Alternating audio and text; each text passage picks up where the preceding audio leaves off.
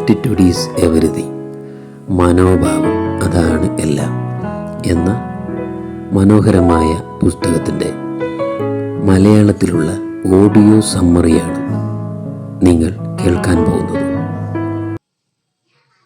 നിങ്ങൾ മനസ്സ് വെച്ചാൽ ഏത് നിമിഷവും നിങ്ങളുടെ മനോഭാവം മാറ്റാൻ സാധിക്കും, നിങ്ങളുടെ സാഹചര്യവും മാറ്റാൻ സാധിക്കും. ഇത്രയും പറഞ്ഞിട്ടും വിശ്വാസമാകുന്നില്ലേ? ഇപ്പോഴും സംശയമാണോ? അത് സാരമില്ല. ജെഫ് കെല്ലറിന്റെ ഒരു ഉദാഹരണ സഹിതം പറയാം. സാലി എന്ന ലേഡിക്ക് ഇപ്പോൾ ചെയ്യുന്ന ജോലിയിൽ താല്പര്യമില്ല. പക്ഷേ എന്നും ജോലിക്ക് പോകും. രാവിലെ അവർ ഓഫീസിൽ വന്നിരിക്കുന്നത് കണ്ടാൽ തന്നെ കാണുന്നവർക്ക് വിഷമം വരും. ആകെ ക്ഷീണിച്ചിരിക്കുന്നുണ്ടാവും.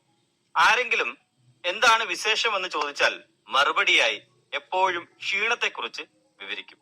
ചോദ്യം ചോദിച്ചയാള് പോലും ക്ഷീണിച്ചു പോകും. യഥാർത്ഥത്തിൽ അവർക്കൊരു പ്രശ്നവുമില്ല എന്നതാണ് വാസ്തവം. അത് ആ ഓഫീസിലുള്ള എല്ലാവർക്കും അറിയാം. ഓഫീസിലെ ചിലർ ഇടയ്ക്ക് ഉപദേശിക്കാനും നോക്കി. പക്ഷേ സാലി പറയുന്നത്, ഞാൻ ഇങ്ങനെയാണ്, എനിക്ക് മാറാൻ സാധിക്കില്ല, ക്ഷീണമുണ്ടാകുന്നത് എന്റെ തെറ്റല്ലല്ലോ എന്നാണ്. സാലി ഒരു ദിവസം ഓഫീസിൽ നിന്ന് വീട്ടിൽ പോയി അലസമായി ഇരുന്ന് ഓരോന്ന് ആലോചിച്ച് സമയം കളഞ്ഞുകൊണ്ടിരിക്കുകയായിരുന്നു. സാലി മുൻപൊരു ലോട്ടറി എടുത്തിരുന്നു. പതിയെ എണീറ്റ് പോയി ആ ലോട്ടറി ബാഗിൽ നിന്ന് എടുത്ത് റിസൾട്ട് ചെക്ക് ചെയ്തപ്പോഴാണ് അറിഞ്ഞത് സാലിക്കാണ് ഫസ്റ്റ് പ്രൈസ്, അതായത് $10 മില്യൺ ആണ് സമ്മാനം കിട്ടിയിരിക്കുന്നത്. ഭയങ്കരമായി ക്ഷീണിച്ച് വിഷമിച്ചിരുന്ന സാലി പെട്ടെന്നൊരു ചാട്ടം, ഉച്ചത്തിൽ നിലവിളിച്ചു. എന്നിട്ട് കൈകൾ മുകളിലേക്ക് ഉയർത്തി സന്തോഷം കൊണ്ട് തുള്ളിച്ചാടിക്കൊണ്ടിരുന്നു. പിന്നീട് കുറച്ചു നേരം ഡാൻസ് ആയിരുന്നു. ഓടിപ്പോയി ഫോൺ എടുത്ത് കൂട്ടുകാരെയും കുടുംബക്കാരെയും വിളിച്ച് ആ സന്തോഷം പങ്കുവച്ചു. പറഞ്ഞറിയിക്കാൻ കഴിയാത്തത്ര സന്തോഷം.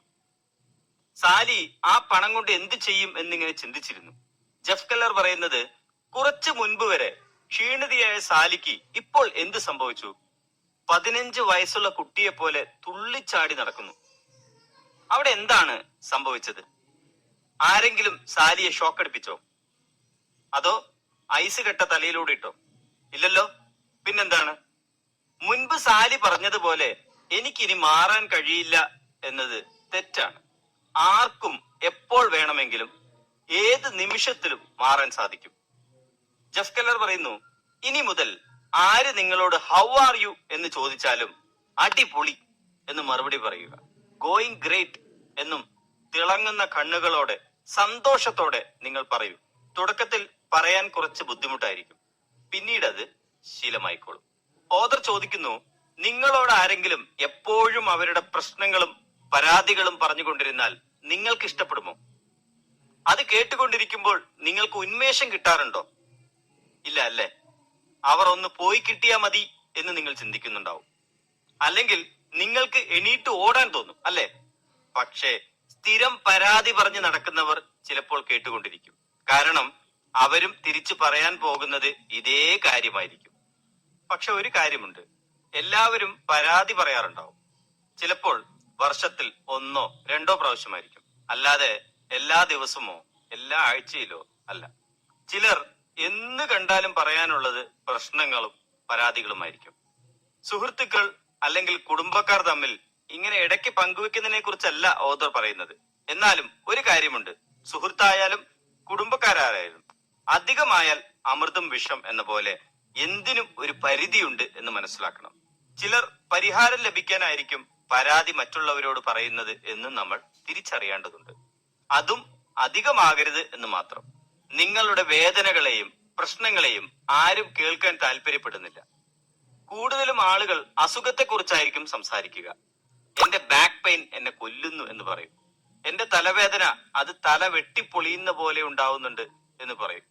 ചില ആളുകൾ അവരുടെ അസുഖത്തെക്കുറിച്ച് സിനിമ കണ്ട ശേഷം അതിന്റെ കഥ വിവരിക്കുന്നത് പോലെ അവതരിപ്പിക്കാനുള്ള കഴിവുമുണ്ട്. ചിലപ്പോൾ അത് കേട്ടിരിക്കുന്ന ആളുടെ മാനസികാവസ്ഥ ഒന്ന് ആലോചിച്ച് നോക്കൂ. ചിലർ മനസ്സിൽ ചിന്തിക്കുന്നുണ്ടാവും, ഇതെന്തിനാണ് എന്നോട് പറയുന്നത്, പകരം ഡോക്ടറോടല്ലേ ഈ കാര്യങ്ങളൊക്കെ പറയേണ്ടത് എന്ന്.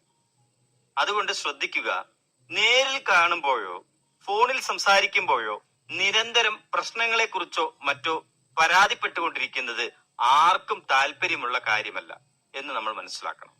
ഓദർ പറയുന്നത്, ചില ആളുകൾ പരാതി പറയുന്നത് കേട്ടാൽ തന്നെ നമുക്ക് ചിരി വരും. മഴ പെയ്താൽ പരാതി, മഴ പെയ്തില്ലെങ്കിൽ പരാതി, അങ്ങനെ കാലാവസ്ഥയെ പരാതി പറഞ്ഞുകൊണ്ടേയിരിക്കും. ഓദർ ചോദിക്കുന്നത്, ഇവർ പരാതി പറഞ്ഞാലും കാലാവസ്ഥയ്ക്ക് മാറ്റമൊന്നും ഉണ്ടാകാൻ പോകുന്നില്ലല്ലോ. മറ്റു ചിലരുടെ പരാതി, സെക്യൂരിറ്റി ഗേറ്റ് തുറക്കാൻ 1 മിനിറ്റ് വൈകി, ഹോട്ടലിലെ വെയിറ്റർ എന്നെ കണ്ടതും ഓർഡർ എടുക്കാൻ ഓടി വന്നില്ല, ഓഫീസിൽ എനിക്ക് ജനലിനരികിൽ സീറ്റ് തന്നില്ല എന്നൊക്കെ. ഇതെല്ലാം കേട്ടപ്പോൾ നിങ്ങൾക്ക് എന്ത് തോന്നി? ഈ പരാതികളെല്ലാം കേട്ടാൽ ജെഫ് കെല്ലറിന് മാത്രമല്ല, എനിക്കും നിങ്ങൾക്കും ചിരി വരും. ജെഫ് കെല്ലർ ഒരു സാഹചര്യം പങ്കുവെക്കുന്നുണ്ട്. ഒരു ദിവസം ഓഫീസിൽ ഇരുന്ന് ബിസിനസിന്റെ വളർച്ചയെക്കുറിച്ച് ചിന്തിച്ചപ്പോൾ പ്രതീക്ഷിച്ച വേഗതയിലല്ല മുൻപോട്ട് പോകുന്നതെന്ന് ജെഫ് കെല്ലറിന് മനസ്സിലായി. അത് കഴിഞ്ഞ് ഓഫീസിൽ നിന്ന് ഇറങ്ങി പുറത്തേക്ക് നോക്കുമ്പോൾ പെഡ്രോ എന്ന പയ്യനെ കണ്ടു. ജെഫ് കെല്ലർ പെഡ്രോയെ എപ്പോഴും ശ്രദ്ധിക്കാറുണ്ട്. എപ്പോഴും അവന് ചിരിച്ച മുഖമാണ്, സംസാരിക്കുന്നതും പോസിറ്റീവായിട്ടാണ്. പെഡ്രോ ജോലി ചെയ്യുന്നത് വീടും ഓഫീസും വൃത്തിയാക്കുന്ന ഒരു കമ്പനിയിലാണ്. പെഡ്രോ 6 വർഷങ്ങൾക്ക് മുമ്പ് ഹോണ്ടറാസ് എന്നൊരു സ്ഥലത്ത് നിന്ന് ജോലിക്ക് വന്നതാണ്. പെഡ്രോയുടെ നാട്ടിൽ ഒരു ചുഴലിക്കാറ്റും വെള്ളപ്പൊക്കവും ഉണ്ടായി. ജെഫ് കെല്ലർ അതിന്റെ കാര്യങ്ങളെ കുറിച്ച് പെഡ്രോയോട് ചോദിച്ചപ്പോൾ അവൻ അവിടത്തെ കാര്യമൊന്നും അറിയില്ല, കാരണം അവിടെ കരണ്ടും ഫോൺ കണക്ഷനും എല്ലാം തകരാറിലാണ് എന്നൊക്കെയാണ് പറഞ്ഞത്. അവന്റെ അച്ഛനും അമ്മയും സഹോദരനും ജീവിച്ചിരിക്കുന്നുണ്ടോ എന്ന് പോലും അവന് അറിയാത്തൊരവസ്ഥയായിരുന്നു. അപ്പോൾ വാർത്തകളിൽ കേട്ടത് മാത്രമേ അവൻ അറിയാമായിരുന്നുള്ളൂ. ആയിരക്കണക്കിന് ആളുകൾ മരിച്ചുവെന്നും ദശലക്ഷക്കണക്കിന് ആളുകളുടെ വീട് നഷ്ടപ്പെട്ടുവെന്നുമായിരുന്നു വാർത്ത. നിങ്ങളൊന്ന് ചിന്തിച്ചു നോക്കൂ, വേറെ ആരെങ്കിലും ആണെങ്കിൽ ഈ ഒരു അവസ്ഥയിൽ എന്തായിരിക്കും നടക്കുക? പക്ഷെ പെഡ്രോ ചെയ്തത് ജെഫ് കെല്ലറിനെ അത്ഭുതപ്പെടുത്തി. പെഡ്രോ അവിടെയുള്ള ചില സംഘടനകളുടെ കൂടി ആളുകളിൽ നിന്ന് പണവും വസ്ത്രങ്ങളും മറ്റു അത്യാവശ്യ സാധനങ്ങളും ശേഖരിക്കാൻ ഓടി നടന്നു അവന്റെ നാടിനു വേണ്ടി. അല്ലാതെ അവൻ തലയിൽ കൈവച്ചിരുന്ന് കരയുകയല്ല ചെയ്തത്. ജെഫ് കെല്ലർ പറയുന്നു, അപ്പോഴാണ് എന്റെ ഓഫീസിലുണ്ടായ ആ ചെറിയ പ്രശ്നത്തെക്കുറിച്ച് ഞാൻ ഓർത്തത്. ഇവന്റെ ഈ ഒരു പ്രശ്നങ്ങൾക്ക് മുന്നിൽ എന്റെ പ്രശ്നം ഒരു പ്രശ്നമേ അല്ല. ആ ഒരു പയ്യനിൽ നിന്ന് ജെഫ് കെല്ലറിന് മനസ്സിലായത്, ജീവിതത്തിൽ പ്രശ്നങ്ങൾ ഉണ്ടായാൽ ഏതെങ്കിലും മൂലയിലിരുന്ന് കരയുകയല്ല വേണ്ടത്, ആ പ്രശ്നത്തിന് പരിഹാരം കാണാൻ നമ്മൾ ഉടൻ ശ്രമിക്കണമെന്നാണ്. പിന്നീട് ഒരു ദിവസം ജെഫ് കെല്ലർ പെഡ്രോയെ വീണ്ടും കണ്ടുമുട്ടി. അപ്പോഴും അവൻ ചിരിച്ച മുഖത്തോടെയായിരുന്നു. പെഡ്രോ ഒരു സന്തോഷ വാർത്തയും ജെഫ് കെല്ലറിനോട് പറഞ്ഞു. അവന്റെ കുടുംബത്തിനൊന്നും സംഭവിച്ചില്ല, അവരവിടെ ജീവനോടെ സന്തോഷത്തോടെയുണ്ട് എന്നും പറഞ്ഞു. മികച്ച മനോഭാവമുള്ളവരും ശുഭാപ്തി വിശ്വാസമുള്ള ആളുകളും അവരുടെ ജീവിതത്തിൽ യഥാർത്ഥത്തിൽ എന്താണ് പ്രധാനമെന്ന് മനസ്സിലാക്കാൻ ശ്രമിക്കുന്നു. ജെഫ് കെല്ലർ പറയുന്നു, പെഡ്രോയെ പോലെ പല ആളുകളും നിങ്ങൾക്ക് മുന്നിലൂടെ വരും, അവരിൽ നിന്നും നിങ്ങൾക്ക് ഒരുപാട് പഠിക്കാനുണ്ടാവും. ജെഫ് കെല്ലർ ഓദറായ മൈക്ക് എന്ന വ്യക്തിയുടെ കുട്ടിക്കാലത്തെ അനുഭവം പങ്കുവെക്കുന്നുണ്ട്. മൈക്ക് സ്കൂളിൽ പഠിക്കുന്ന സമയത്ത് അവന് അയൽവാസികളായ കുറച്ച് സുഹൃത്തുക്കൾ ഉണ്ടായിരുന്നു. വീടിനടുത്ത് അടച്ചിട്ട കുറെ കടകളുണ്ടായിരുന്നു. മൈക്കും കൂട്ടുകാരും ആ കടയുടെ തിട്ടിൽ പോയിരുന്ന് സംസാരിച്ചു കൊണ്ടേയിരിക്കും. വരുന്നതും പോകുന്നതുമായ ആളുകളെ കുറിച്ചും വണ്ടികളെ കുറിച്ചുമാണ് സംസാരിക്കുക. അവരുടെ സംഭാഷണം മൊത്തത്തിൽ നെഗറ്റീവായിരുന്നു. മൈക്കിന് ക്രിയേറ്റീവായി എന്തെങ്കിലും ചെയ്യണമെന്ന് ആഗ്രഹമുണ്ടായിരുന്നു. അതിനെക്കുറിച്ച് സുഹൃത്തുക്കളോട് പറഞ്ഞാൽ അവർ നിരുത്സാഹപ്പെടുത്തും, മാത്രമല്ല അവർ കളിയാക്കുകയും ചെയ്യും. ഇത്തരം കാര്യങ്ങളൊന്നും നമുക്ക് ചെയ്യാൻ കഴിയില്ല എന്നാണ് മൈക്കിനോട് അവർ പറഞ്ഞത്. അത് കേട്ടപ്പോൾ മൈക്കിനും അത് ശരിയാണെന്ന് തോന്നി. അത് കഴിഞ്ഞ് പിന്നീട് മൈക്ക് കോളേജിലെത്തി. അവിടെയും കിട്ടിയതോ ഭൂരിഭാഗവും നെഗറ്റീവായി ചിന്തിക്കുന്ന സുഹൃത്തുക്കളായിരുന്നു. പക്ഷേ അതിൽ ചുരുക്കം ചില സുഹൃത്തുക്കൾ പോസിറ്റീവായി സംസാരിക്കുന്നത് മൈക്ക് ശ്രദ്ധിച്ചു. പിന്നീട് മൈക്ക് കൂടുതലായും ആ പോസിറ്റീവ് പറഞ്ഞ സുഹൃത്തുക്കളുടെ കൂടെ സമയം ചെലവഴിച്ചു. ജെഫ് കെല്ലർ പറയുന്നു, ഇന്ന് മൈക്ക് വീഡിയോ പ്രൊഡക്ഷൻ കമ്പനി വിജയകരമായി നടത്തി വരുന്നു എന്നാണ്. കൂടാതെ സന്തോഷം നിറഞ്ഞ ഒരു കുടുംബ ജീവിതവും നയിക്കുന്നുണ്ട്. മൈക്ക് കോളേജ് കാലം മുതൽ ചെറിയ ചെറിയ ലക്ഷ്യങ്ങൾ നേടിയെടുത്ത് ഇന്ന് ഈ നിലയിലെത്തി. ജെഫ് കെല്ലർ മൈക്കിനോട് ചോദിച്ചു, നിന്റെ പഴയകാല സുഹൃത്തുക്കൾ എന്താണ് ചെയ്യുന്നതെന്ന്. മൈക്ക് പറഞ്ഞു, അതിൽ 1-2 പേർ മാറി ചിന്തിച്ച് ജീവിതത്തിൽ രക്ഷപ്പെട്ടു, ബാക്കിയുള്ളവരെല്ലാം ഇപ്പോഴും നെഗറ്റീവ് പറഞ്ഞ് നടക്കുന്നുണ്ട് എന്നാണ്. മൈക്കിന്റെ ഈ കഥ ശരിക്കും നമുക്കൊരു ഓർമ്മപ്പെടുത്തലാണ്. നമ്മുടെ കൂടെയുള്ളവർ എങ്ങനെയൊക്കെ നമ്മുടെ ജീവിതത്തെ സ്വാധീനിക്കുന്നുവെന്ന്. ജെഫ് കെല്ലർ പറയുന്നത്, നെഗറ്റീവായ ആളുകളെ തിരിച്ചറിയണമെങ്കിൽ അവരുടെ സംസാരത്തെയും പ്രവൃത്തികളെയും മറ്റുള്ളവരെ കുറിച്ച് പറയുന്ന അഭിപ്രായങ്ങളെയും ശ്രദ്ധിച്ചാൽ നിങ്ങൾക്ക് മനസ്സിലാകും. നെഗറ്റീവായ ആളുകളുടെ കൂട്ടത്തിലാണ് നിങ്ങളെങ്കിൽ നിങ്ങൾക്കൊരിക്കലും ഉയരാൻ കഴിയില്ല. അവർ നിങ്ങളെ അറിഞ്ഞോ അറിയാതെയോ അടിച്ചമർത്തും. നിങ്ങൾക്കത് മനസ്സിലാകുകയുമില്ല. കാരണം നിങ്ങൾക്കത് മനസ്സിലാകണമെങ്കിൽ ആ കൂട്ടത്തിൽ നിന്ന് പുറത്തു വരണം. അപ്പോഴേക്കും ചിലപ്പോൾ കുറേ സമയം നഷ്ടപ്പെട്ടു പോയിട്ടുണ്ടാവും. അതുകൊണ്ട് എത്രയും വേഗം നെഗറ്റീവായ കൂട്ടുകെട്ട് അവസാനിപ്പിക്കുക. നെഗറ്റീവ് ആളുകൾ ഉയർന്ന ചിന്താഗതിക്കാരെ സംബന്ധിച്ചിടത്തോളം അവർ ടോക്സിക് പീപ്പിൾ ആണ് എന്നാണ് ജെഫ് കെല്ലർ പറയുന്നത്. അവർ വിഷവാക്കുകൾ നിങ്ങളുടെ മേൽ ചീറ്റിക്കൊണ്ടേയിരിക്കും. അവരുടെ പ്രശ്നങ്ങൾ ക്രമേണ നിങ്ങളുടെ പ്രശ്നങ്ങളായി മാറും. നിങ്ങളും അവരായി മാറാൻ അധിക സമയം വേണ്ട. മോട്ടിവേഷണൽ സ്പീക്കർ ലെസ് ബ്രൗൺ പറഞ്ഞ പോലെ നെഗറ്റീവ് ആളുകൾ ഡ്രീം കില്ലേഴ്സ് ആണ്. അതായത് നിങ്ങളുടെ സ്വപ്നത്തെ നശിപ്പിക്കുന്നവരാണ്. സൈക്കോളജിസ്റ്റ് ജാക്ക് കാൻഫീൽഡ് നെഗറ്റീവ് ആളുകളെ കുറിച്ച് പറയുന്നത് എനർജി വാമ്പയേഴ്സ് എന്നാണ്. അവർ നിങ്ങളുടെ പോസിറ്റീവ് എനർജി മുഴുവനും ഊറ്റിയെടുക്കും. നിങ്ങൾക്ക് ആരുടെ കൂടെ ഇരുന്ന് സംസാരിക്കുമ്പോഴാണ് കൂടുതലും എനർജി തോന്നുന്നത്, ലോകം കീഴടക്കാൻ എനിക്കും സാധിക്കും എന്ന് തോന്നുന്നത്, സംസാരിക്കുമ്പോൾ മനസ്സിന് ധൈര്യം കിട്ടുന്നത്, സമാധാനവും സന്തോഷവും കിട്ടുന്നത്, ആ വ്യക്തിയുടെ കൂടെ കൂടുതൽ സമയം ചിലവഴിക്കാൻ ശ്രമിക്കുക. എന്നും പോസിറ്റീവായി സംസാരിക്കുന്ന ഒരു വ്യക്തിയെ കണ്ടുമുട്ടിയാൽ നിങ്ങളുടെ ബെസ്റ്റ് ഫ്രണ്ടാക്കി എന്നും നിലനിർത്തുക. അത് നിങ്ങളുടെ ജീവിത വിജയത്തിന് വലിയൊരു മുതൽക്കൂട്ടാവും. ഈ ഓഡിയോ ബുക്ക് സമ്മറി കേൾക്കുമ്പോൾ അങ്ങനെയുള്ള ഒരു വ്യക്തിയുടെ മുഖം നിങ്ങളുടെ മനസ്സിൽ വന്നാൽ ഈ സമ്മറി കഴിഞ്ഞ ശേഷം നേരിട്ട് കാണുകയോ ഫോണിൽ വിളിക്കുകയോ മെസ്സേജ് അയക്കുകയോ ചെയ്യുക. അടുത്തത് ജെഫ് കെല്ലർ ഒരു പാട്ടിന്റെ സാഹചര്യവും സ്പോഞ്ചിന്റെ സാഹചര്യവുമാണ് പങ്കുവെക്കുന്നത്. അതായത് നിങ്ങൾ ഒരു പാട്ട് കേട്ടു, ആ പാട്ടിന്റെ വരികളും ഈണവും നിങ്ങൾക്ക് ഇഷ്ടമായില്ല എന്ന് കരുതുക. ആ പാട്ട് കേൾക്കുമ്പോൾ നിങ്ങൾക്ക് തോന്നും, ഇത് ഒരു പാട്ടാണോ? കേൾക്കുമ്പോൾ തന്നെ ചിരിയാണ് വരുന്നത്. പിന്നീട് നിങ്ങൾ ആ പാട്ട് നിരന്തരം കേൾക്കാനിടയാകുന്നു. പെട്ടെന്നൊരു ദിവസം നിങ്ങൾ അറിയാതെ ആ പാട്ട് മൂളാൻ സാധ്യതയുണ്ട്. കാരണം നിരന്തരം കേൾക്കുന്ന വാക്കുകൾ നമ്മുടെ ഉപബോധ മനസ്സ് ശരിയാണെന്ന് വിശ്വസിക്കും. അത് പിന്നീട് നമ്മുടെ ജീവിതത്തിന്റെ ഭാഗമായി മാറുന്നു. അടുത്തത് സ്പോഞ്ച്. ജെഫ് കെല്ലർ പറയുന്നു, സ്മോക്കി എന്നൊരു വ്യക്തി പറഞ്ഞ പോലെ നിങ്ങൾ എന്ന സ്പോഞ്ചിനെ എന്തിൽ മുക്കി വെച്ചാലും അത് സ്പോഞ്ചിൽ നിറയും. നെഗറ്റീവ് ആളുകളിൽ മുക്കിയാൽ നെഗറ്റീവ് നിറയും. നിങ്ങളൊരു നെഗറ്റീവ് സ്പോഞ്ചായി മാറും. പോസിറ്റീവ് ആളുകളിൽ മുക്കിയാൽ പോസിറ്റീവ് നിറയും. നിങ്ങളൊരു പോസിറ്റീവ് സ്പോഞ്ചായി മാറും. അതുകൊണ്ട് ശ്രദ്ധിക്കുക, നിങ്ങൾ ഇപ്പോൾ ഏത് തരം ആളുകളുടെ കൂടെയാണെന്ന് തിരിച്ചറിയുക. അടുത്തത് ഓഥർ പറയുന്നത് നിങ്ങളുടെ ഫ്രണ്ട്ഷിപ്പിനെ വിലയിരുത്തുക എന്നാണ്. വർഷങ്ങളായി സുഹൃത്തായിട്ടുള്ളവരെ വിലയിരുത്തുക എന്നത് ബുദ്ധിമുട്ടുള്ള കാര്യമാണ്. പക്ഷേ ഓഥർ പറയുന്നത് ഇതൊരു ചെറിയ പ്രശ്നമായി കാണരുത്.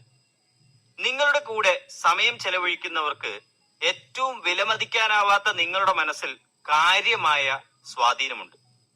പലർക്കും പല അഭിപ്രായങ്ങളായിരിക്കും.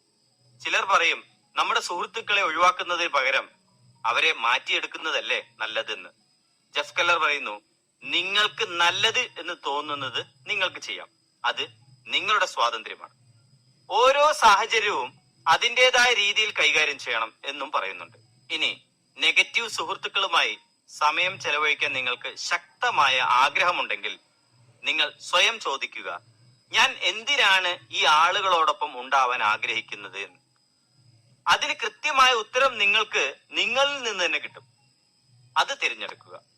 ജെഫ് കെല്ലർ ഒരു കാര്യം പ്രത്യേകം പറയുന്നുണ്ട്, ഞാൻ ഒരിക്കലും പറയുന്നില്ല നെഗറ്റീവ് ആളുകൾ മറ്റുള്ള ആളുകളെക്കാൾ യോഗ്യരല്ല എന്ന്. അവരുടെ കൂടെയുള്ള സാഹചര്യങ്ങളെ കുറിച്ചാണ് പറഞ്ഞത്. ചില ആളുകൾക്ക് അവരുടെ ബന്ധുക്കളെ ഭയങ്കര ഭയമായിരിക്കും. ചില ബന്ധുക്കൾ വിഷബന്ധുക്കളായിരിക്കും.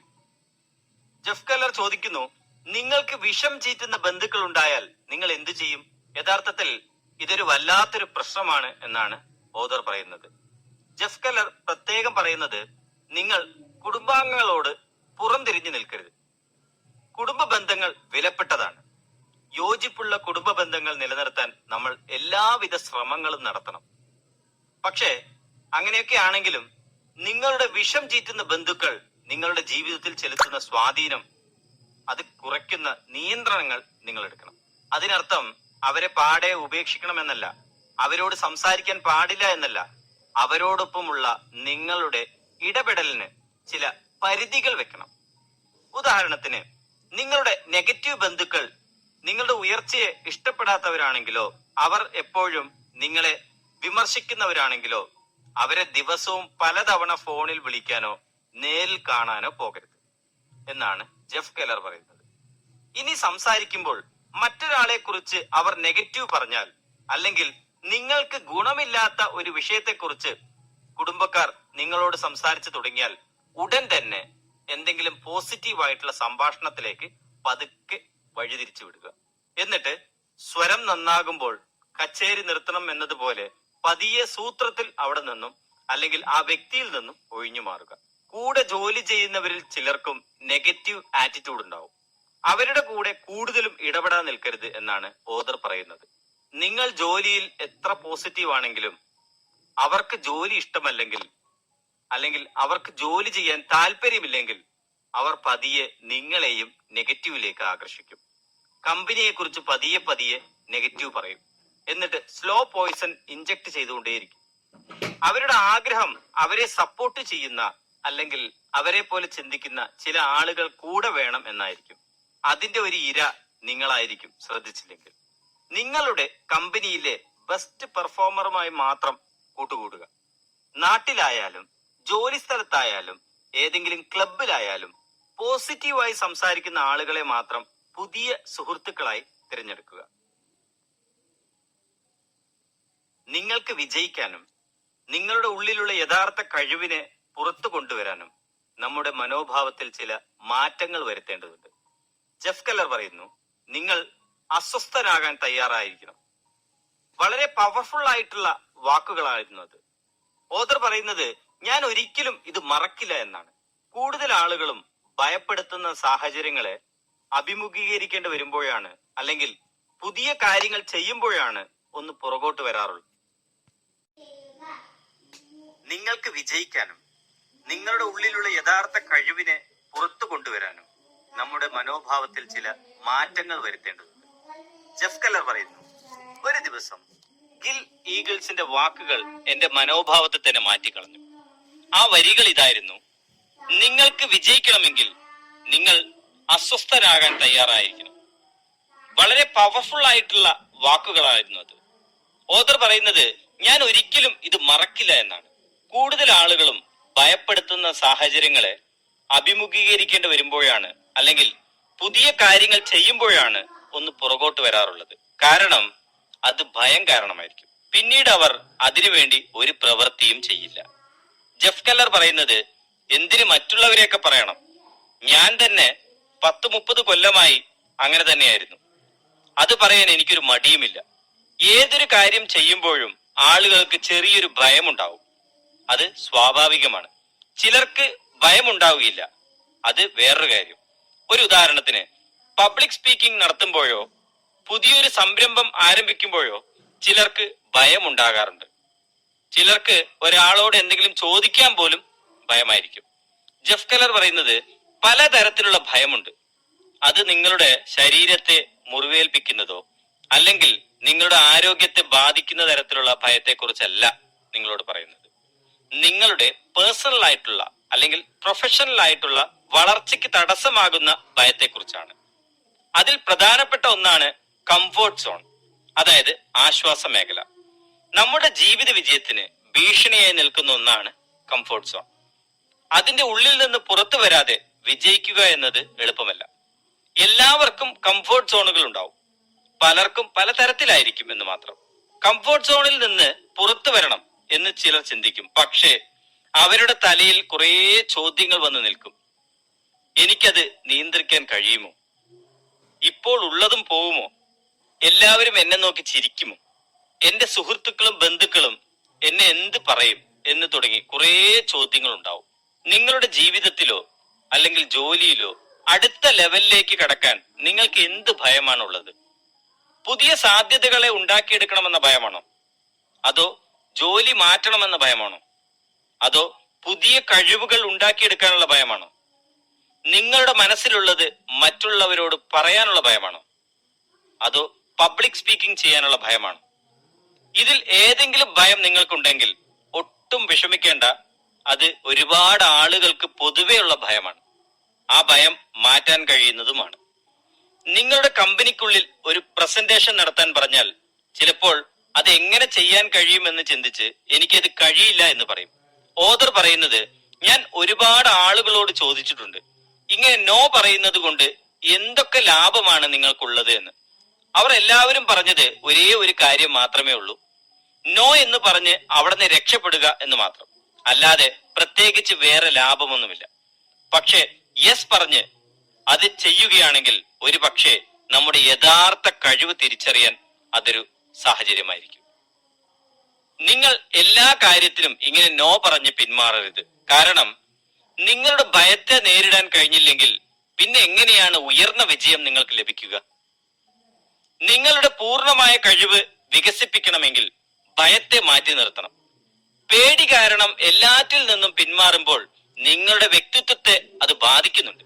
ഉദാഹരണം, നിങ്ങളുടെ ആത്മാഭിമാനം താഴുന്നു, നിങ്ങൾക്ക് നിരാശയും ശക്തിയില്ലായ്മയും തോന്നുന്നു, നിങ്ങൾക്ക് നിങ്ങളിൽ തന്നെ എന്തോ അസംതൃപ്തി തോന്നുന്നത് പോലെയും ബോറിംഗ് ആയ ജീവിതം പോലെയും തോന്നാൻ സാധ്യതയുണ്ട്.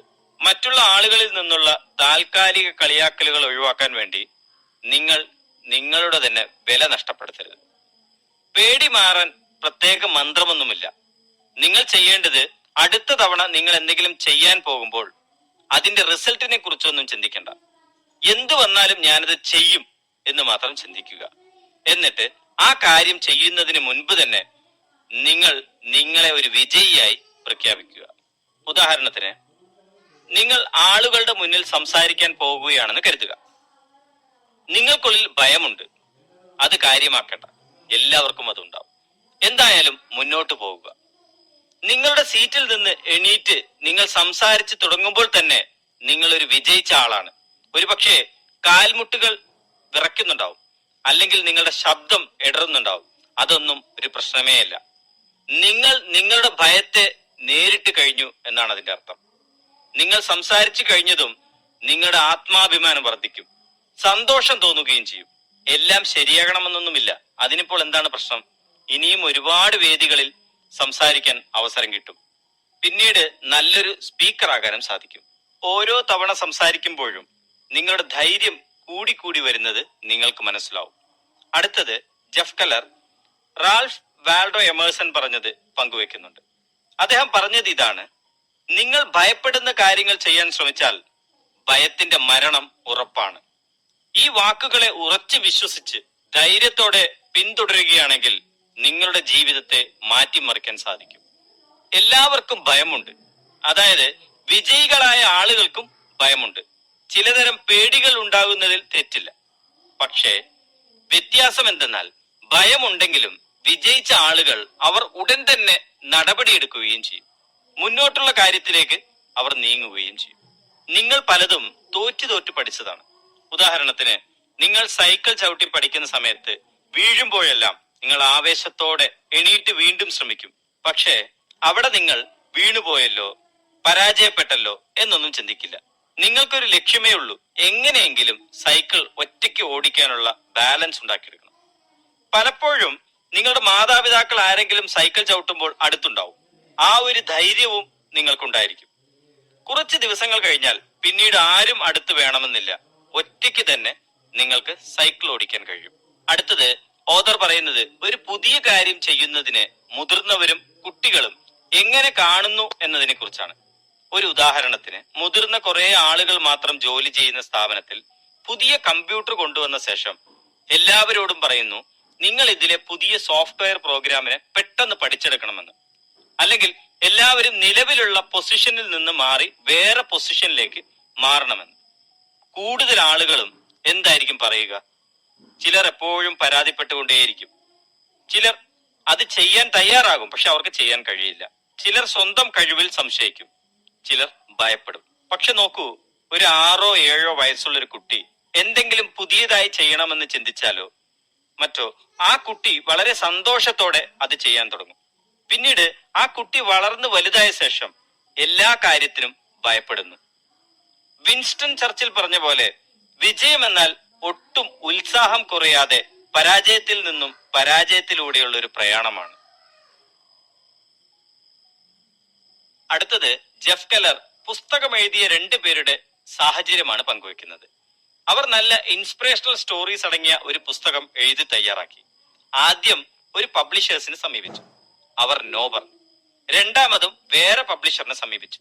അവരും നോ പറഞ്ഞു. അങ്ങനെ 30ാമത്തെ പബ്ലിഷറിനെയും അവർ കണ്ടു. അവരും നോ പറഞ്ഞു. അങ്ങനെ 3 വർഷങ്ങൾ കടന്നുപോയി. പക്ഷേ അവർ നിർത്തിയില്ല. 34ാമത്തെ പബ്ലിഷറിനെ അവർ കണ്ടു. യെസ് പറഞ്ഞു.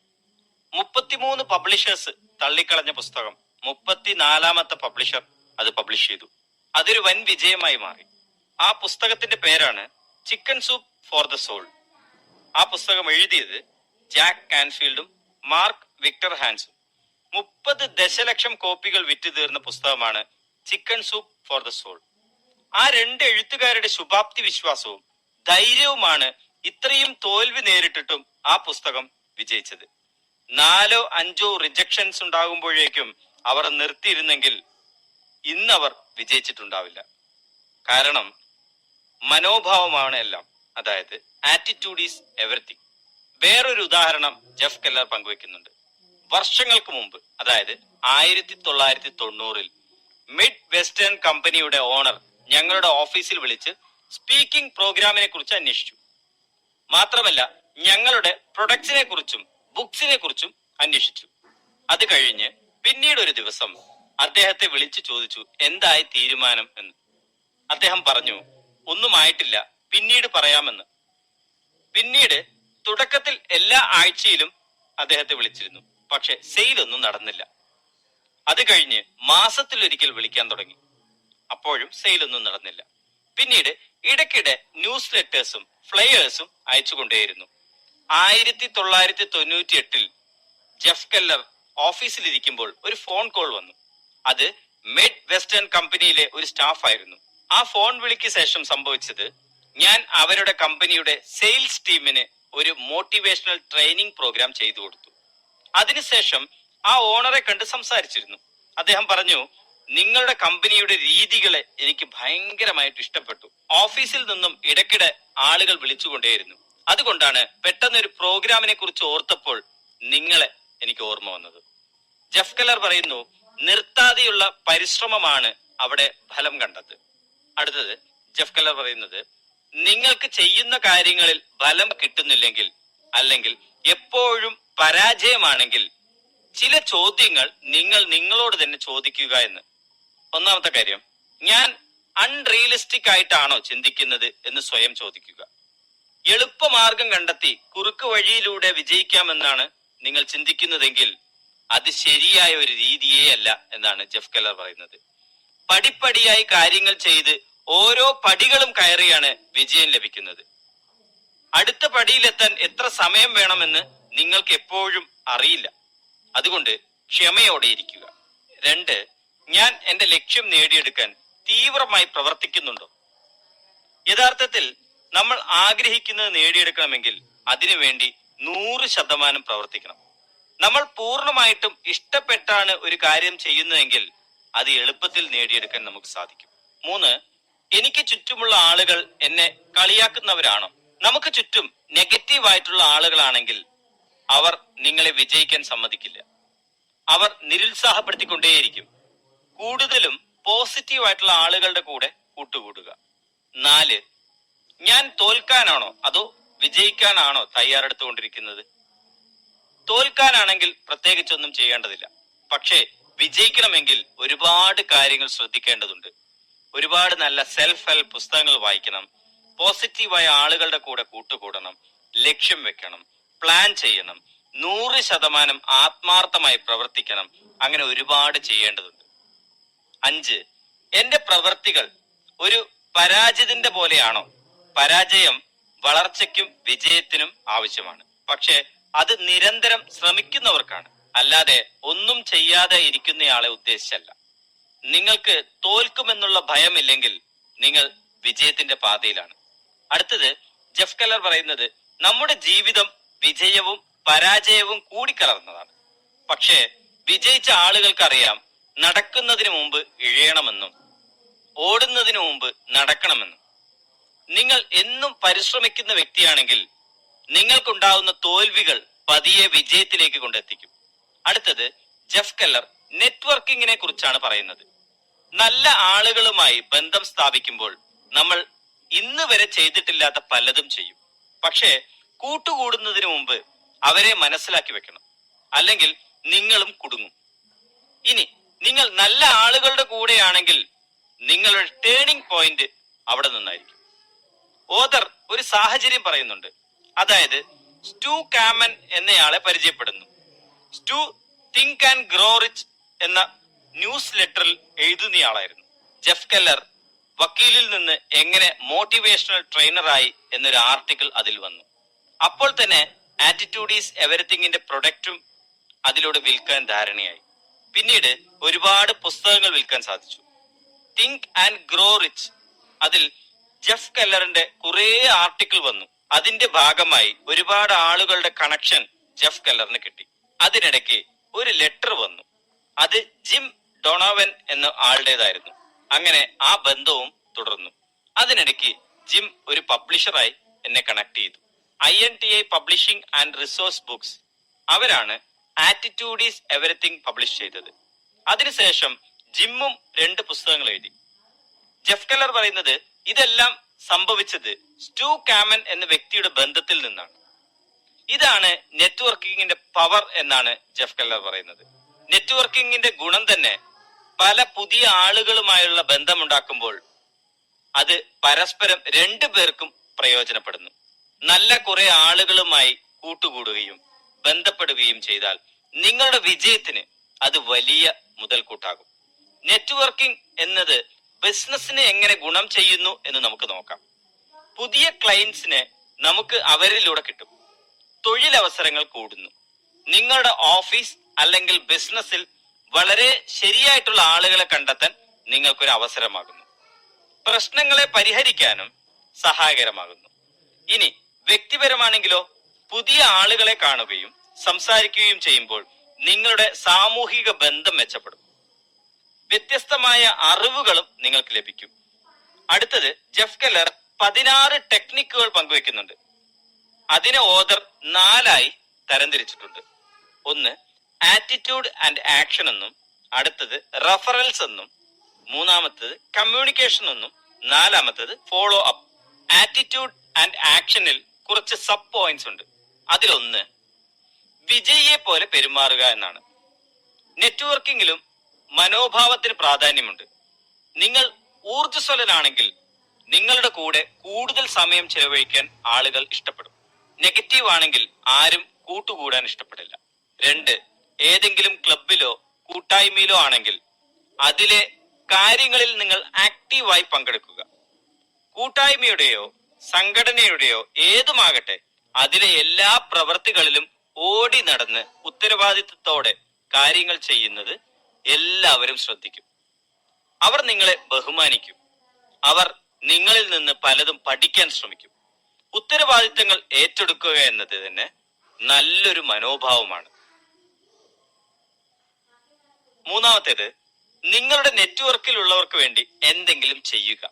എന്തെങ്കിലും ചെയ്യുക എന്ന് പറഞ്ഞാൽ എല്ലാവർക്കും സംശയമാകും. എന്താണ് ഇപ്പോൾ ചെയ്യാനുള്ളത്, അല്ലെങ്കിൽ എന്താണ് എനിക്ക് ചെയ്യാൻ കഴിയുക? ചില ആളുകൾ എപ്പോഴും അവർക്ക് എന്ത് കിട്ടും എന്ന് മാത്രമേ നോക്കുകയുള്ളൂ. പക്ഷേ അവരിലേക്ക് സഹായം വരുന്നത് കുറവായിരിക്കും. മറ്റുള്ളവർക്ക് എന്തെങ്കിലും ചെയ്യാൻ ശ്രമിച്ചു നോക്കൂ. എന്നാൽ നല്ല കാര്യങ്ങളുടെ ഒഴുക്ക് നിങ്ങളിലേക്ക് വരുന്നത് നിങ്ങൾക്ക് തന്നെ കാണാൻ സാധിക്കും. അടുത്തത് റെഫറൽസ് എന്ന വിഷയമാണ്. പക്ഷെ 4ാമത്തെ പോയിന്റുമാണ്. നിങ്ങൾ ആരെയെങ്കിലും റെഫർ ചെയ്താൽ അവരോട് നിങ്ങളാണ് റെഫർ ചെയ്തത് എന്ന് പറയാൻ പറയുക. ഉദാഹരണത്തിന്, ജോണിന് ഡിജിറ്റൽ മാർക്കറ്റിംഗ് ചെയ്യണം എന്ന് നിങ്ങളോട് പറഞ്ഞു. അറിയുന്ന ആരെങ്കിലും ഉണ്ടോ എന്നും ചോദിച്ചു. അപ്പോൾ നിങ്ങൾ ജോൺ എന്ന വ്യക്തിയെ ഒരു ഡിജിറ്റൽ മാർക്കറ്റിംഗ് ചെയ്യുന്ന ഒരു സുഹൃത്തിന്റെ അടുത്തേക്ക് വിടുന്നു. പക്ഷേ നിങ്ങളാണ് വിട്ടത് എന്ന് പറയാൻ നിങ്ങൾ തീർച്ചയായും പറഞ്ഞിരിക്കണം. അല്ലെങ്കിൽ നിങ്ങൾ നിങ്ങളുടെ സുഹൃത്തിനെ വിളിച്ച് ജോൺ എന്നയാൾ വരും, ഞാൻ അങ്ങോട്ട് വിട്ടിട്ടുണ്ട് എന്ന് പറയുക. പിന്നീട് നേരിൽ കാണുമ്പോൾ നിങ്ങൾ ചോദിക്കുക, എന്തായി, അന്ന് ജോൺ വന്നതിൽ എന്തെങ്കിലും ഗുണമുണ്ടായോ എന്ന്. അപ്പോൾ നിങ്ങളുടെ സുഹൃത്തിന് മനസ്സിലാകും നിങ്ങൾ അവരുടെ ബിസിനസ് വളരാൻ എത്രത്തോളം സഹായിക്കുന്നുണ്ട് എന്ന്. അഞ്ചാമത്തത്, റെഫർ ചെയ്യുന്നത് സെലക്റ്റീവായി ആയിരിക്കണം. റെഫർ ചെയ്യണമല്ലോ എന്ന് കരുതി എല്ലാവരെയും റെഫർ ചെയ്യരുത് എന്നാണ് ജെഫ് കെല്ലർ പറയുന്നത്. നിങ്ങൾക്ക് 100% ഉറപ്പുണ്ടെങ്കിൽ മാത്രം റെഫർ ചെയ്യുക, അല്ലെങ്കിൽ ഗുണത്തെക്കാളും ദോഷമാണ് അവിടെ ഉണ്ടാവുക. അടുത്ത വിഷയം കമ്മ്യൂണിക്കേഷൻ ആണ്, പക്ഷെ 6ാമത്തെ പോയിന്റുമാണ്. അതായത് നല്ലൊരു കേൾവിക്കാരനാകുക.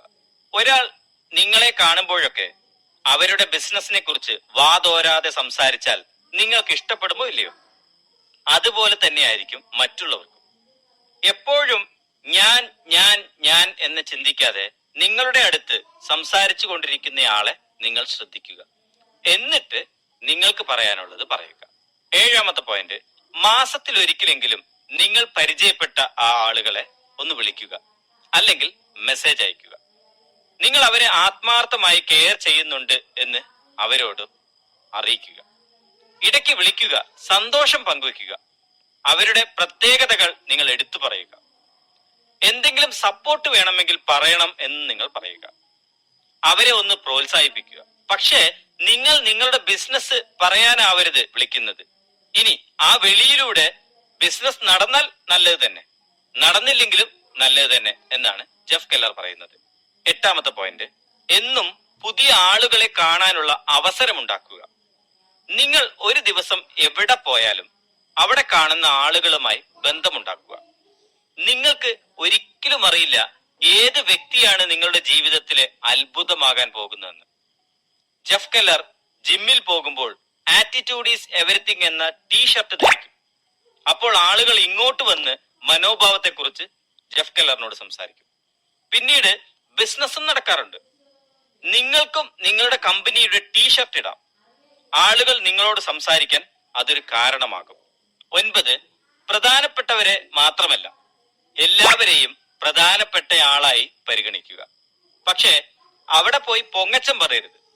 ചിലപ്പോൾ ആളുകൾ നിന്ന് കേൾക്കും, പിന്നീട് നമ്മളെ കണ്ടാൽ അവർ ഒഴിഞ്ഞു മാറും.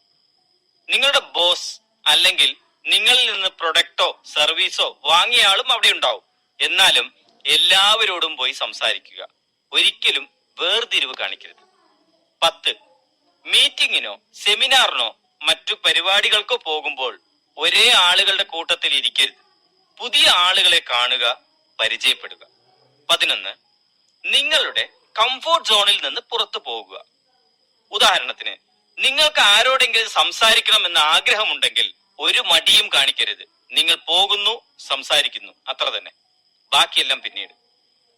നിങ്ങൾക്കിനി മുട്ടുവിറച്ചാലും സംസാരിക്കുക. ക്രമേണ നിങ്ങൾക്ക് ആരോടും സംസാരിക്കാം എന്ന ധൈര്യമുണ്ടാവും. 12, മറ്റുള്ളവരെ സഹായിക്കുന്നതിന്റെ കൂടെ നിങ്ങൾക്കൊരു ആവശ്യം വന്നാൽ ചോദിക്കാൻ മടിക്കരുത്. മറ്റുള്ളവരെ സഹായിക്കാൻ ഇത്രയും എഫോർട്ട് എടുക്കുന്ന നിങ്ങളെ സഹായിക്കാൻ എല്ലാവരും തയ്യാറാകും. അടുത്തത് ഫോളോ അപ്പ് എന്ന വിഷയമാണ് ജെഫ് കെല്ലർ പങ്കുവെക്കുന്നത്. പക്ഷെ 13ാമത്തെ പോയിന്റ് കൂടിയാണ്. നിങ്ങൾ ആരെയെങ്കിലും കണ്ട് സംസാരിച്ചു, നിങ്ങളുടെ ചിന്തകൾക്ക് ഇണങ്ങിയ ആളാണെങ്കിൽ അടുത്ത 48 മണിക്കൂറിന് മുൻപ് അവർക്കൊരു മെസ്സേജ് അയക്കുക. ഉദാഹരണത്തിന്, നിങ്ങളുമായി സംസാരിച്ചതിൽ സന്തോഷമുണ്ട്, നല്ലൊരു അനുഭവമായിരുന്നു എന്നൊക്കെ. അതിന്റെ കൂടെ അവർക്ക് ഗുണമുള്ള എന്തെങ്കിലും കൂടെ ചേർക്കുക. നിങ്ങൾ സംസാരിച്ച വിഷയത്തെക്കുറിച്ച് ഒരു ആർട്ടിക്കിൾ ഇന്ന് മാഗസിനിൽ ഉണ്ട്, അതെടുത്ത് നോക്കുക എന്ന് പറയാം. അല്ലെങ്കിൽ ഒരു പുസ്തകമുണ്ട്, അതെടുത്ത് നിങ്ങൾ വായിക്കുക എന്ന് പറയാം. 14, നിങ്ങൾ പങ്കെടുത്ത ട്രെയിനിങ് സെഷനിൽ നിന്നോ വായിച്ച പുസ്തകത്തിൽ നിന്നോ നിങ്ങൾക്ക് എന്തെങ്കിലും ഇഷ്ടപ്പെട്ടാൽ അത് അവരെ എഴുതി അറിയിക്കുക. വേണമെങ്കിൽ മെയിൽ ചെയ്യാം, അല്ലെങ്കിൽ നിങ്ങൾക്ക് ഫോൺ വിളിച്ച് സംസാരിക്കാം. അവരോടുള്ള ബന്ധം നിങ്ങൾക്ക് ഗുണമായിരിക്കും ഉണ്ടാക്കുക. 15, നിങ്ങൾക്ക് നല്ല റെഫറൽ കിട്ടുകയോ അല്ലെങ്കിൽ നിങ്ങൾക്ക് ഗുണമുള്ള കാര്യങ്ങൾ ആരെങ്കിലും ചെയ്താൽ ഒരു ചെറിയ താങ്ക്സ് നോട്ട് അയക്കുക, അല്ലെങ്കിൽ അവരെ നേരിട്ട് വിളിക്കുക. നിങ്ങൾ അങ്ങനെ ചെയ്തിട്ടില്ലെങ്കിൽ പിന്നീട് അവർ റെഫർ ചെയ്യാനുള്ള താല്പര്യം കാണിക്കില്ല. 16, ഒരാളുടെ ബർത്ത്ഡേ, ആനിവേഴ്സറി അല്ലെങ്കിൽ എന്ത് നല്ല കാര്യം വരുമ്പോഴും അവർക്കൊരു കാർഡ് അല്ലെങ്കിൽ ആശംസകൾ അയക്കുക.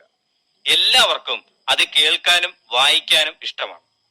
ജെഫ് കെല്ലർ പറയുന്നത് ഈ 16 ടെക്നിക്കുകൾ മാത്രമല്ല, ഒരുപാട് ഇനിയുമുണ്ട്. നിങ്ങൾ കണ്ടെത്തുക, പരീക്ഷിക്കുക, മറ്റുള്ളവരിൽ നിന്നും പഠിക്കുക, നെറ്റ്വർക്കിംഗുമായി ബന്ധപ്പെട്ട പുസ്തകങ്ങൾ വായിക്കുക. നിങ്ങൾ ഇതെല്ലാം നിങ്ങളുടെ ജീവിതത്തിന്റെ ഭാഗമാക്കാനായിട്ട് ശ്രമിക്കുക. നിങ്ങളുടെ മനോഭാവം മാറുന്നതോടുകൂടി നിങ്ങളുടെ ജീവിതവും മാറും. ജെഫ് കെല്ലർ പറയുന്നു, വലിയൊരു ഓഡിറ്റോറിയത്തിൽ 20-ലധികം രാജ്യങ്ങളിൽ നിന്ന് വന്ന ആളുകൾക്ക് മുന്നിൽ പ്രസന്റേഷൻ അവതരിപ്പിച്ചു. അന്ന് വൈകുന്നേരം അവിടുത്തെ പ്രോഗ്രാം കഴിഞ്ഞ് എല്ലാവരും പോയി. ജെഫ് കെല്ലർ അവിടെ നിന്ന് തിരിക്കാനായിട്ട് ബാഗിൽ ഡ്രസ്സ് വെച്ചുകൊണ്ടിരിക്കുന്ന സമയത്ത് ഒരു നിമിഷം പുറകോട്ട് ചിന്തിച്ചു.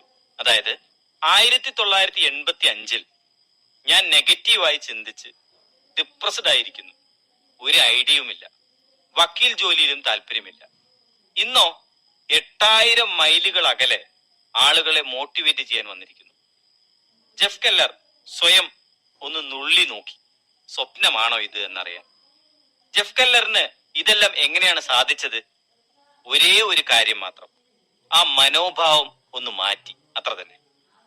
ജെഫ് കെല്ലർ പറയുന്നത്, നിങ്ങളുടെ ജീവിതം മാറ്റിമറിക്കാൻ ആദ്യം നിങ്ങൾ ചെയ്യേണ്ടത് നിങ്ങളുടെ മനോഭാവം മാറ്റുക.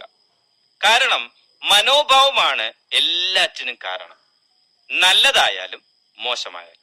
അതുകൊണ്ട് നല്ല മനോഭാവം ഉണ്ടാക്കിയെടുക്കുക. ചിന്തകളെ ശ്രദ്ധിക്കുക, എന്നും പോസിറ്റീവായിരിക്കുക. ആത്മാർത്ഥതയോടെ 100% പ്രവർത്തിക്കാൻ നിങ്ങൾ തയ്യാറാകുക. ഒരുപാട് നല്ല മോട്ടിവേഷണൽ പുസ്തകങ്ങൾ നിങ്ങൾ വായിക്കുക, നല്ല നല്ല ഓഡിയോസ് കേൾക്കുക, ട്രെയിനിങ് ക്ലാസ്സുകൾ അറ്റൻഡ് ചെയ്യുക. നിങ്ങൾ നിങ്ങളിൽ തന്നെ വിശ്വസിക്കുക. നിങ്ങൾ സ്വപ്നം കാണുന്നതിനേക്കാൾ കഴിവ് നിങ്ങൾക്കുള്ളിൽ തന്നെയുണ്ട്. നിങ്ങളുടെ കഴിവിനെ തുറക്കുന്ന താക്കോൽ നിങ്ങളുടെ മനോഭാവമാണ്. മനോഭാവം മാറിയാൽ ജീവിതം മാറും എന്ന് മാത്രമല്ല, നിങ്ങളിൽ അത്ഭുതം സംഭവിക്കുകയും ചെയ്യും. ജെഫ് കെല്ലർ പറയുന്നു, എന്റെയും നിങ്ങളുടെയും ജീവിതത്തിൽ 10% എന്ത് സംഭവിച്ചുവെന്നും 90% നമ്മൾ അതിനോട് എങ്ങനെ പ്രതികരിച്ചു എന്നതുമാണ് ജീവിതം. നിങ്ങളുടെ മനോഭാവത്തിന്റെ ചുമതല നിങ്ങൾക്കാണ്. നിങ്ങളുടെ മനോഭാവം മാറ്റാൻ എപ്പോഴും നിങ്ങൾക്ക് സാധിക്കും. ഇനിയും വൈകിട്ടില്ല. ഇത് നിങ്ങളുടെ സമയമാണ്. മുന്നോട്ട് തന്നെ നോക്കുക, മുന്നോട്ട് തന്നെ പോകുക, ഉത്സാഹത്തോടെ ഇരിക്കുക. നിങ്ങൾ ഉറച്ചു വിശ്വസിക്കുക. മനോഭാവം അതാണ് എല്ലാം. ഈ പുസ്തകത്തിൻ്റെ അവസാന ഭാഗമാണ് നിങ്ങൾ കേട്ടത്. നിങ്ങൾ തന്ന എല്ലാ പ്രോത്സാഹനങ്ങൾക്കും ഒരുപാട് നന്ദിയുണ്ട്. വീഡിയോകൾ ഇഷ്ടമാവുന്നുണ്ടെങ്കിൽ സബ്സ്ക്രൈബ് ചെയ്യാൻ മറക്കല്ലേ. ഇനി അടുത്ത പുസ്തകവുമായി ഉടൻ കാണാം. ബൈ.